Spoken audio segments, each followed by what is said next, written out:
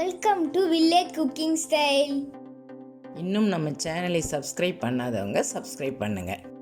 இன்றைக்கி நம்ம பார்க்க போகிற ரெசிபி வெரி ஈஸி அண்ட் சிம்பிளாக செய்கிற டேஸ்டியான காடை பிரியாணி.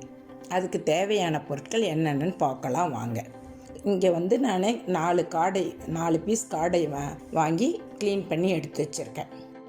2 மீடியம் சைஸ் தக்காளி கட் பண்ணி வச்சுருக்கேன். 2 மீடியம் சைஸ் வெங்காயம் எடுத்து நீல வாக்கில் கட் பண்ணி வச்சுருக்கேன். 2 பச்சை மிளகாய் வச்சுருக்கேன். ஒரு பவுலில் புதினா கொஞ்சம் வச்சுருக்கிறேன். கரம் மசாலா ஒரு அரை ஸ்பூன், காஷ்மீரி சில்லி அரை ஸ்பூன், சில்லி பவுடர் 1 ஸ்பூன் வச்சுருக்கேன். ஜிஞ்சர் கார்லிக் பேஸ்ட் 1 ஸ்பூன் வச்சுருக்கேன். இங்கே ஒரு துண்டு பட்டை, பிரிஞ்சி இலை, 2 லவங்கம், 2 ஏலக்காய், மராட்டி மொக்கு, கல்பாசி எல்லாம் ஸ்பைசஸ் எல்லாம் ஒன்றா வச்சுருக்கேன். நம்ம 3 டம்ளர் அரிசி எடுத்து நான் வாஷ் பண்ணி தண்ணி ஊற்றி ஊற வச்சுருக்கேன். 20 நிமிஷம் ஊறணும். இதெல்லாம் இதுக்கு தேவையான பொருட்கள். வாங்க செய்முறை பார்க்கலாம். இங்கே நான் ஸ்டவ் ஆன் பண்ணி 3 ஸ்பூன் அளவுக்கு நான் ஆயில் சேர்த்து விட்டுருக்கேன். இப்போ நம்ம எடுத்து வச்ச ஸ்பைசஸ் எல்லாம் எண்ணெய் காஞ்ச உடனே நம்ம எடுத்து வச்ச ஸ்பைசஸ் எல்லாம் அதில் போடுறேன். ஸ்பைசஸ்லாம் பொரிஞ்சு வரணும். அதுக்கு பிறகு வெங்காயம் சேர்த்து விடுறேன். வெங்காயம் சேர்த்து விட்டு வெங்காயம் கொஞ்சம் நல்லா வதக்கி விடணும். வெங்காயம் கொஞ்சம் பொன்னிறமாக வதங்கணும். இப்போ பச்சை மிளகாய் சேர்த்து விடுறேன். பச்சை மிளகாய் சேர்த்துட்டு தக்காளி சேர்த்து விடணும். தக்காளியை சேர்த்துட்டு நம்ம நல்லா வதக்கி விடணும். இதுக்கு தேவையான அளவு உப்பும் சேர்த்து வதக்கி விடுறேன். உப்பு சேர்த்தா நல்லா வதங்கி மசிஞ்சு வரும். புதினாவும் சேர்த்து விடுறேன். புதினாவும் சேர்த்துட்டு நல்லா வதக்கி விடணும். இப்போ நம்ம எடுத்து வச்சோம் இல்லைங்களா 4 பீஸ் காடை க்ளீன் பண்ணி அதை இதில் சேர்த்து விட்டு நம்ம வதக்கணும். கொஞ்சம் அந்த மசாலாலாம் இது மேலே கோட் ஆகிற அளவுக்கு வதக்கி விடணும் பக்குவமாக.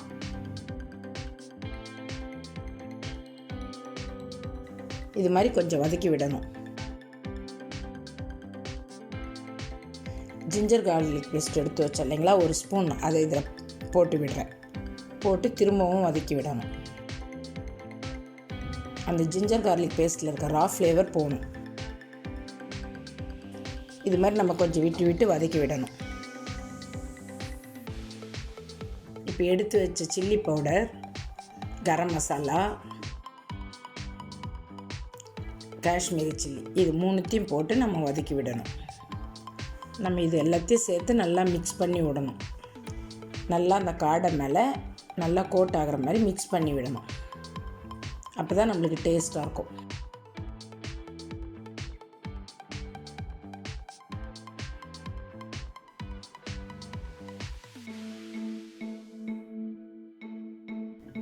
மஞ்சத்தூள் கொஞ்சம் சேர்த்து விட்டு வதக்கணும்.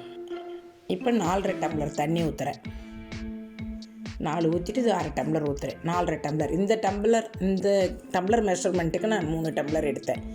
பாசுமதி ரைஸ்ன்றதுனால குக்கரில் 1 டம்ளருக்கு 1.5 டம்ளர் தண்ணி வீதம் சேர்த்தா போதும். நான் 3 டம்ளர் அரிசி எடுத்ததுக்கு 4.5 டம்ளர் தண்ணி சேர்த்துருக்கேன். இப்போ நம்ம 20 நிமிஷம் ஊற வச்சோம் இல்லைங்களா, அந்த அரிசி இதில் சேர்த்து விட்டுடுறேன்.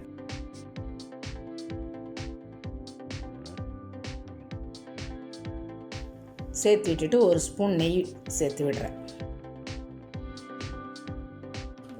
சேர்த்துட்டு நல்லா மிக்ஸ் பண்ணி நம்ம பக்குவமாக கிளறி அரிசி சேர்த்து விட்டுட்டு பக்குவமாக கிளறணும். கிளறிட்டு நம்ம க்ளோஸ் பண்ணிடணும்.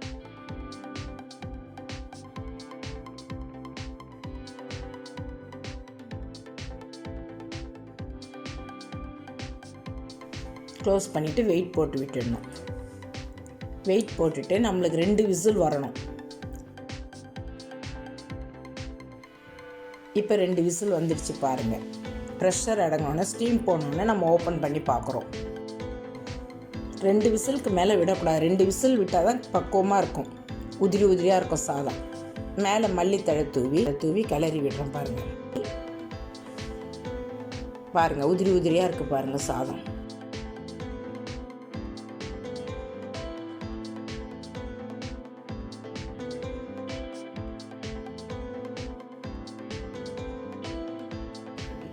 பக்குவமாக கிளறி விட்டுட்டு இப்போ நம்மளுக்கு உதிரியாக அருமையான காடை பிரியாணி ரெடி.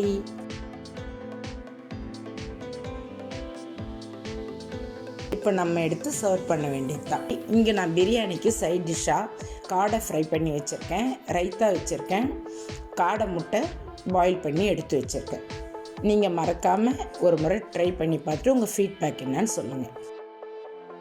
இந்த வீடியோ உங்களுக்கு பிடிச்சிருந்தா லைக் பண்ணுங்கள், கமெண்ட் பண்ணுங்கள், மறக்காமல் உங்கள் ஃப்ரெண்ட்ஸுங்களுக்கு ஷேர் பண்ணுங்கள்.